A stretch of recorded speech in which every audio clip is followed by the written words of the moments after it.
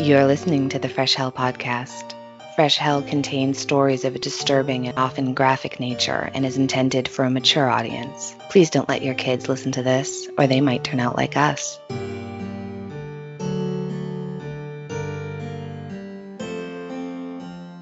Hi, I'm Annie from the US. And I'm Johanna from Austria, and you're listening to your favorite international podcast. The podcast hosted by two women who never met in real life, but who are absolutely real-life friends. And somehow co-workers. As we already mentioned last week, we're technically on a break. We were on a break.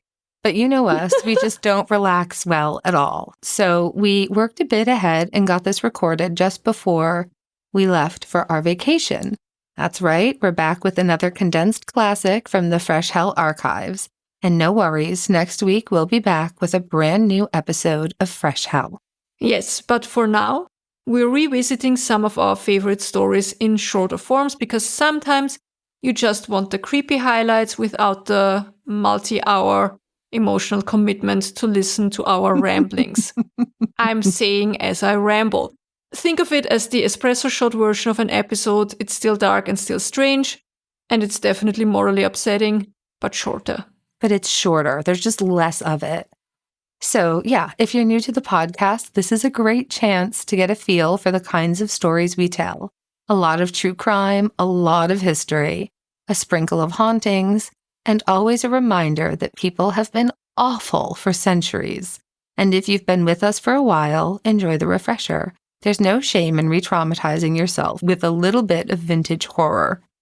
As always, if you want every single detail, every tangent, every footnote, every theory, go back and listen to the full episodes in our back catalog. Now here is your next dose of historical mayhem. Episode 128, The Murder of Katharina Fellner.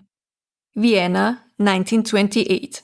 The roaring 20s were still roaring, even in Austria. Flappers, telephones, and for some weird reason, men in thongs dancing around in public pools. But amidst the jazz age glow, a brutal and to this day unsolved murder would haunt the city of Vienna forever. On the afternoon of 17th of July, two workers in the Leinzer Tiergarten, which is a sprawling, peaceful nature preserve just on the outskirts of Vienna, heard a series of gunshots.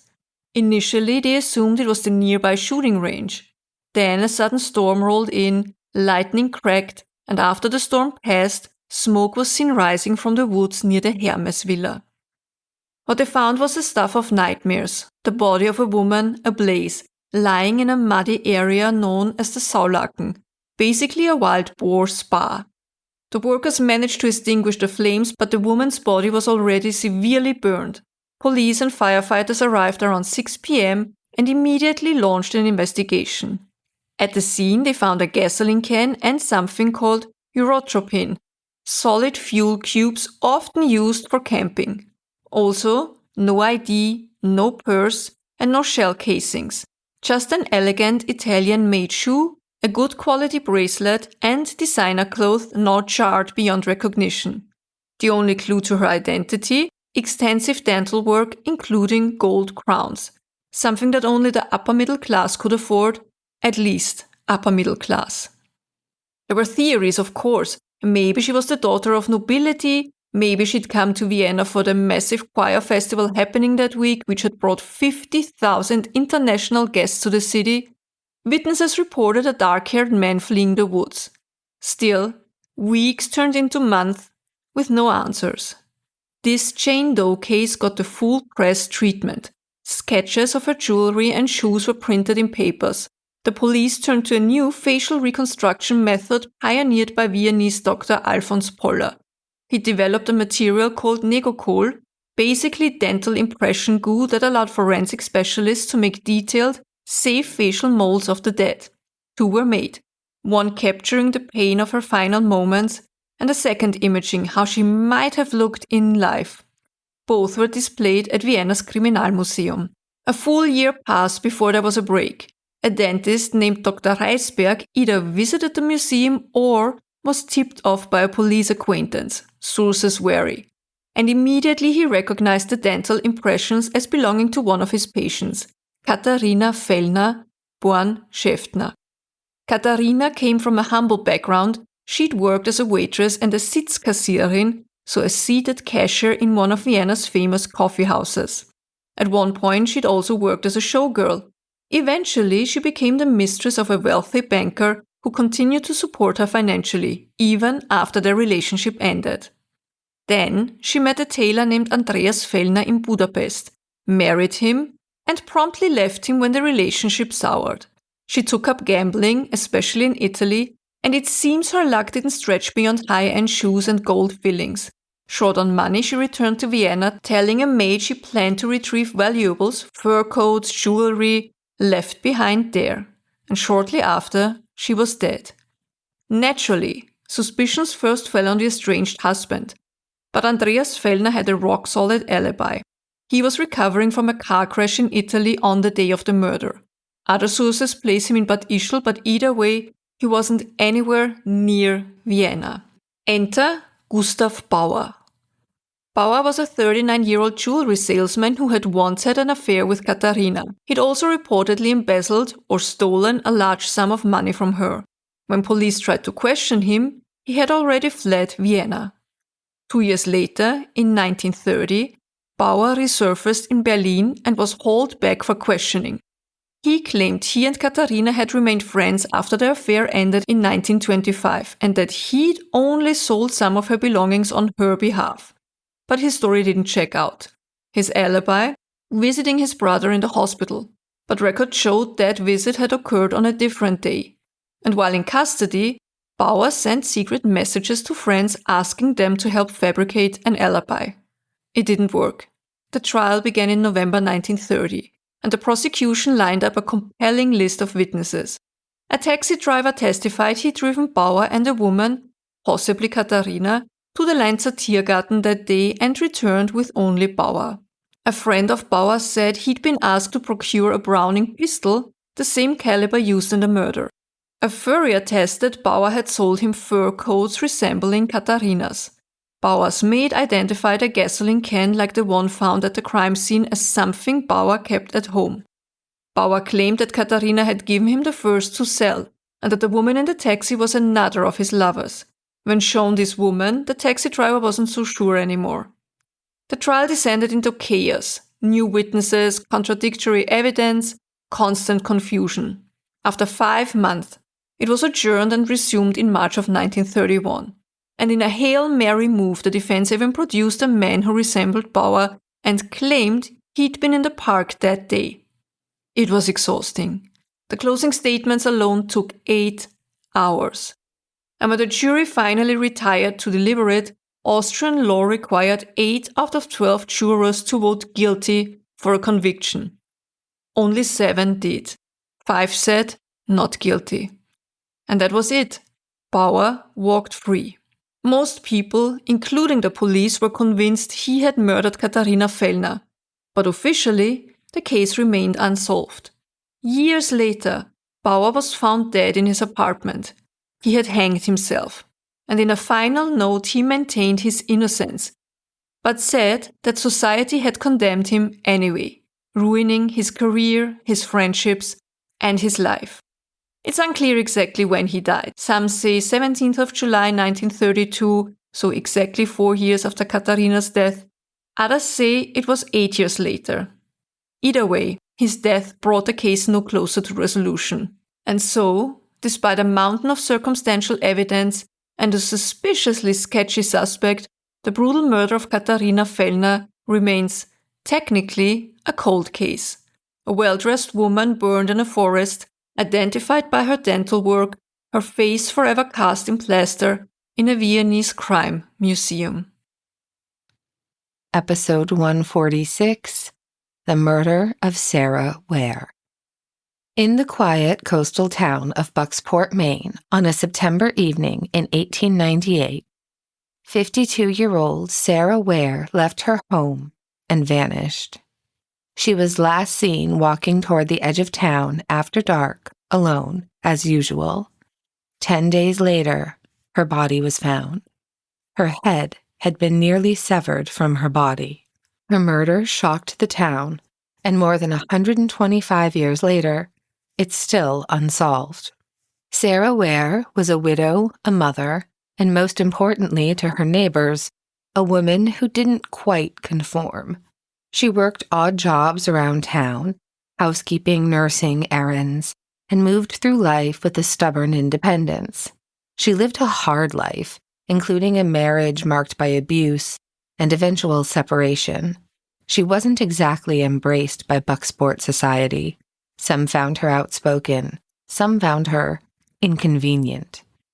The night she disappeared, September 17th, 1898, was unremarkable. She was seen walking past neighbors' houses near Miles Lane, wearing a hat and shawl. And then, nothing. When she didn't return home, friends grew concerned. Days passed. The search began. It wasn't until October 1st that a neighbor named Frank Toothaker's dog led him to something in a patch of underbrush. A corpse. So decomposed and disfigured, it was barely recognizable. The face had been bludgeoned. The head was nearly detached from the body. The left hand had been severed, possibly by animals or by someone trying to conceal her identity. But there was no mystery about who it was. Locals immediately identified her as Sarah Ware. She had been left to rot less than a mile from her home. News spread fast, and it wasn't long before a local man named William Willie Trewargy was arrested. Willie was a Bucksport native, a laborer who did odd jobs, and someone Sarah Ware reportedly knew. They'd allegedly argued over debt. Some say she was trying to collect $6 that he owed her. It was the last straw in a long list of grievances. He quickly became the prime suspect. One of the biggest pieces of evidence was a hammer. A bloody hammer was found in the possession of Dr. James Buzzell, a local physician. He claimed that the hammer had been given to him for safekeeping by, wait for it, William Trewargy. Dr. Buzzell said he hadn't noticed the blood until weeks later, which, who among us hasn't just, tucked a bloody hammer away for a friend and then forgotten about it? Happens all the time. At trial, prosecutors also claimed that Sarah's belongings, her handbag, a brooch, and other items were found in Trewargy's barn. But things didn't add up. Witnesses contradicted each other. People who had identified Sarah's body later recanted. Some said they hadn't actually seen the body at all, just the coffin, and the defense argued that much of the evidence had been planted or exaggerated. The trial became a circus. Some townspeople firmly believed Willie was guilty. Others thought the case against him was built on rumor and hearsay. After all, he didn't exactly seem like a criminal mastermind. His defense attorney, Frank Kittredge, leaned into this.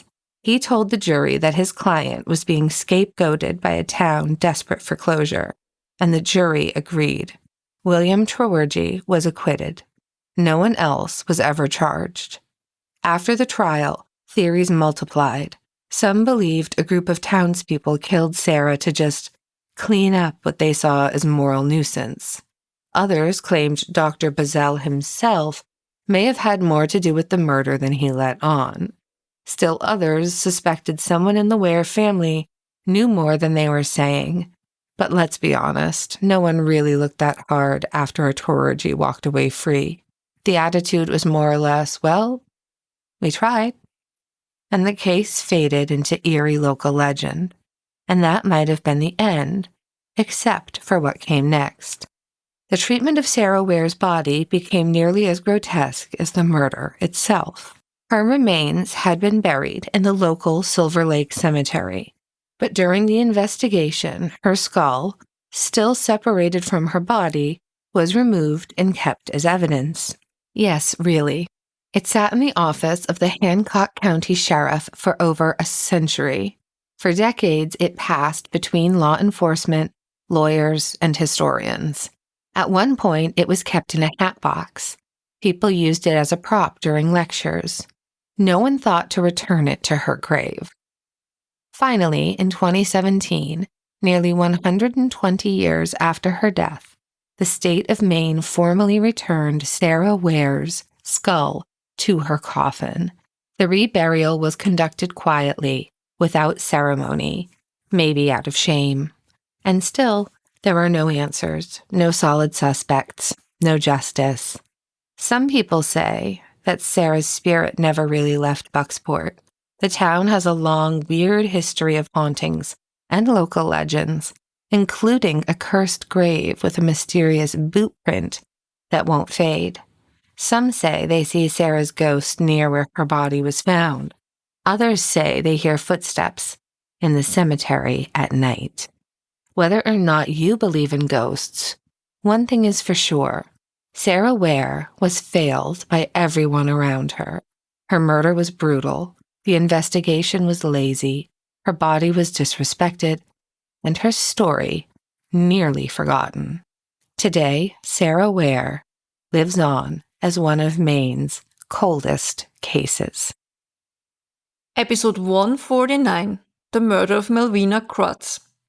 In January of 1958, in the Broad Ripple neighborhood of Indianapolis, Indiana, think charming mid-century bungalows, friendly neighbors, and tree-lined streets, a woman named Melvina Crotts was living a seemingly ordinary life.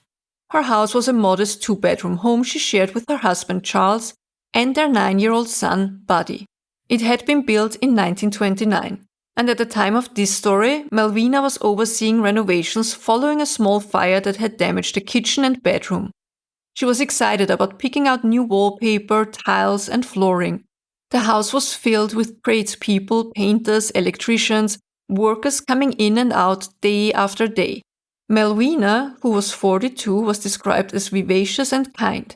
She volunteered at her son's school PTA and helped with her church. She was being treated for thyroid issues and back pain and had recently begun seeing a therapist. Her life, on the surface, looked picture perfect. But it wasn't.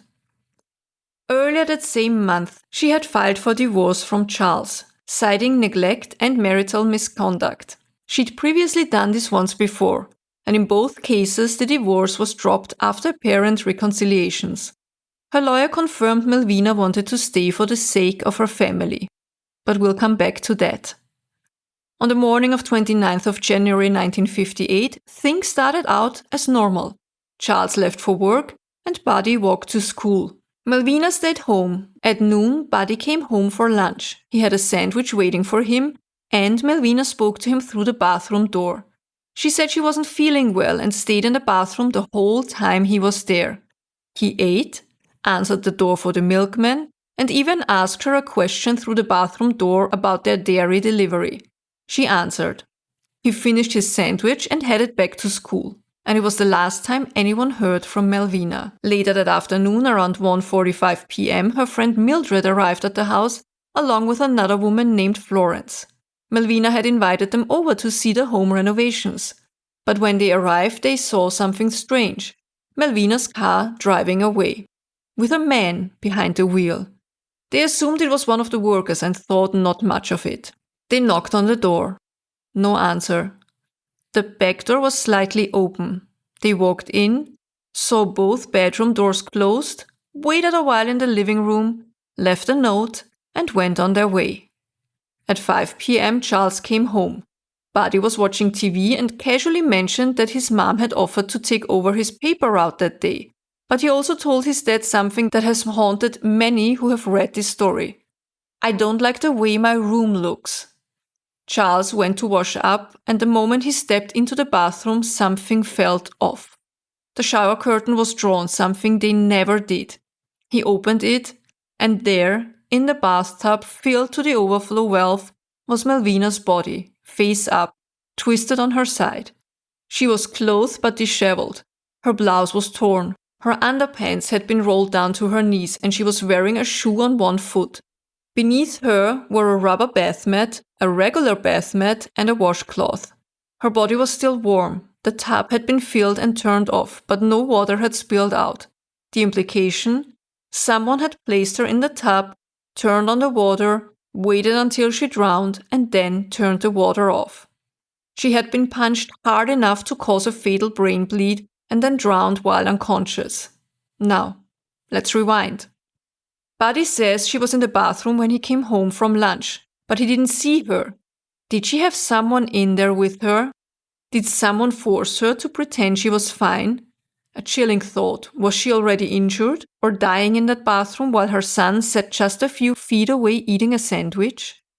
There were signs of a struggle in Buddy's room. Pillows on the floor, bedding disturbed. Malvina's wet trousers were found there, torn. A pencil with her hair in it was also recovered.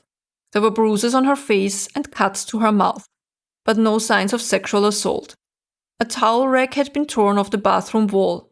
One theory is that someone attacked her in Buddy's room, tried to smother her with a pillow, and then dragged her unconscious body into the bathroom and placed her in the tub. Her car was found the next day, 11 blocks away. The keys were missing. Witnesses in the neighborhood claimed the car had been parked there for days, which we know isn't true. Yet again, we are reminded how unreliable eyewitness testimony can be.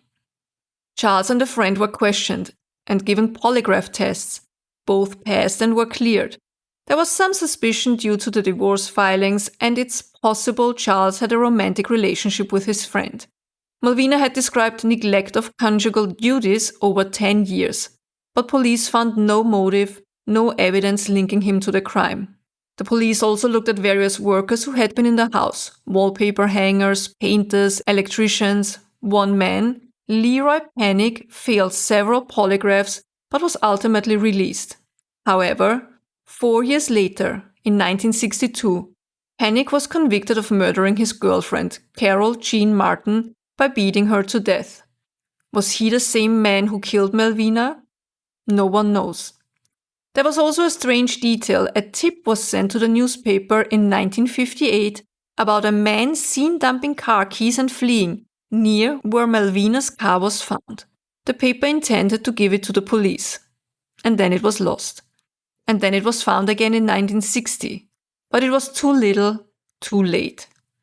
3 fingerprints were recovered, one on the bathroom doorknob, one on the bedroom door. None matched anyone in their system. But this was pre-computerized forensics. The doors were physically removed and tested. No match ever came up. And then there's this. After Malvina's murder, Charles received repeated calls from a woman with Southern accent. Each time she'd ask, "Is this Mr. Krutz?" and then hung up. No one ever found out who she was. That was 1958. In September of the same year, another tragedy struck the family. Charles, his mother Fanny, and Buddy were involved in a car crash. Fanny was killed, Charles and Buddy both seriously injured, but they survived. Charles died in 1980. Buddy, we assume, is still living. Malvina Krutz's murder remains unsolved. It's not a famous case. There's no Dateline episode, no true crime docu-series. Just a kind woman, brutally killed in her own home in broad daylight, with her son in the next room. Her friends knocked on the door, sat in the living room and waited, and the killer may have been watching them. Or maybe he was already long gone, having turned off the faucet and walked away. Who killed Malvina Krutz? And why? Maybe someday we'll know. And that wraps up another bite-sized portion of human awfulness, brought to you by your favorite 2 women who have never met in person. Again, if you're new here, welcome. We have over 290 full-length episodes just waiting for you in our back catalog. You like Victorian arsenic murders? We've got them. Curious about haunted hotels, cursed dolls, or the mysterious deaths of famous people? We've covered it. We talked about Nellie Bly's wild undercover work, the Tylenol murders, the Bloody Benders, and that one pope who may or may not have made a deal with the devil. We also talked about Napoleon's penis, which is a weird sentence to say, but here we are. We also have amazing Christmas episodes about cases you may or may not know. Who can say? I mean, if you know, right? So whether you're into unsolved disappearances, weird history, old Hollywood scandals, or very avoidable medical tragedies, we've got something for your particular flavor of fresh hell. You can find us on Spotify, Apple Podcasts, YouTube, or wherever you listen.